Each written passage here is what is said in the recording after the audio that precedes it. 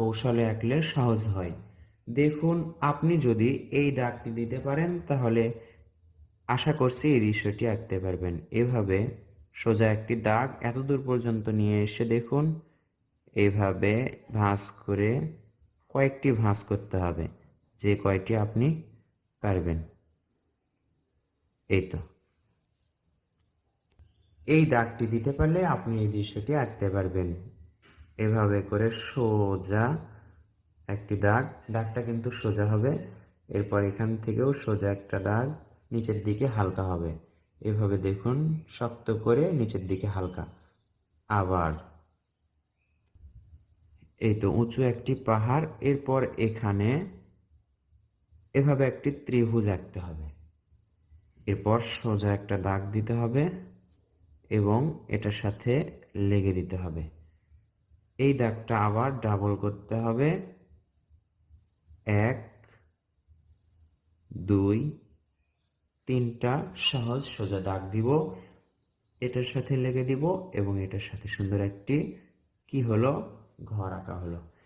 এখানেই আমরা একটি দরজা আঁকবো এই দাগের সাথে, এতে করে আমাদের সহজ হবে। এখানে একটি ছোট্ট জানালা আঁকবো রাবার দিয়ে। দেখুন, এটুকু আমরা মিশে দিব দরজার দাগ বাদে। এখান থেকে, ঠিক এখান থেকে সোজা একটা দাগ এটার সাথে লেগে দিলাম। এখানে সুন্দর একটি অর্ধবৃত্তে আঁকবো একটি সূর্য। সূর্যতে আলোক রশ্মি চাইলে দিতে পারেন অথবা ওই রকমই রাখতে পারেন।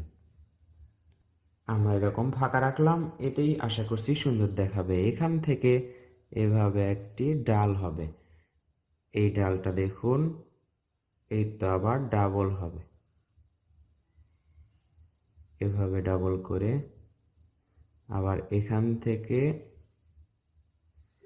চিকন ডাল হবে।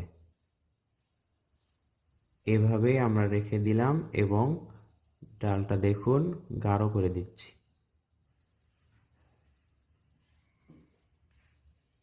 গাছের ডালে একটু করে পাতা আঁকতে হবে।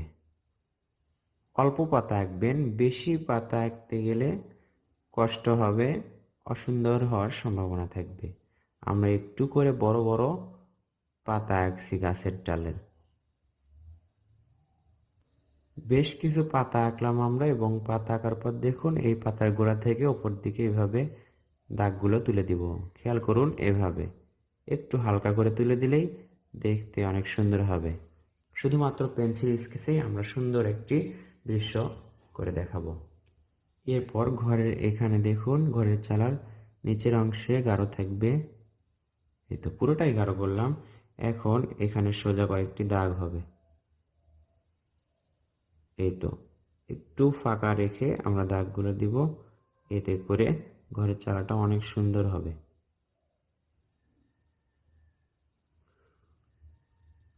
দরজা এবং জানালাও আমরা কালো করে দিব। উপর দিকে গাঢ় রাখবো, নিচের দিকে এইভাবে হালকা করে টেনে দিব।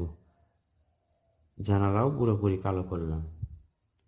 মোটা পেন্সিলে আমরা এই দাগগুলো দিচ্ছি, এজন্য সুবিধা হচ্ছে, তাড়াতাড়ি হয়ে যাচ্ছে। এখন দেখুন এই সূর্যের এই পাশে আমরা শেড দিব। এই পাশ থেকে আবার দেওয়া শুরু করব। এই দাগ থেকে এভাবে যখন যাবে দেখুন আস্তে করে হালকা হয়ে যাবে। এই দাগগুলো কিন্তু হালকা হয়ে যাচ্ছে এভাবে। এই তো এইদিকে ছেড়ে দিতে হবে, এখান থেকে শক্ত করে ধরে এদিকে ছেড়ে দিতে হবে, উপর দিকেও এভাবে। এই তো উঁচু পাহাড়ের গায়ে আমরা দেখুন শেড দিব, এবার পেন্সিল দিয়ে দাগ দেবে। এভাবে সোজা করে দাগ নিয়ে আসবেন, নিয়ে আসার পর দেখুন এখানে যখন আসবে তখন দাগটা হালকা হয়ে যাবে।